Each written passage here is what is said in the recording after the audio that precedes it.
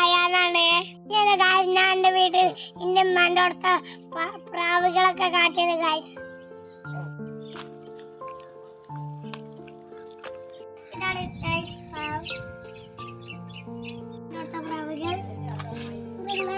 ഇവിടെ കിളികളൊക്കെ ഉണ്ട്, പക്ഷെ ഇത് നമുക്ക് ചെയ്യൂല. ഇതിന്റെ അടുത്ത മാമന്റെ കിളികളും പ്രാവ് കിളികള് ഈ കണ്ട കിളി അതാണ് ഒന്ന് പറയുമോ. ഇതാണ് ഗായ്സ് ഇതിന്റെ അടുത്ത കിളികൾ.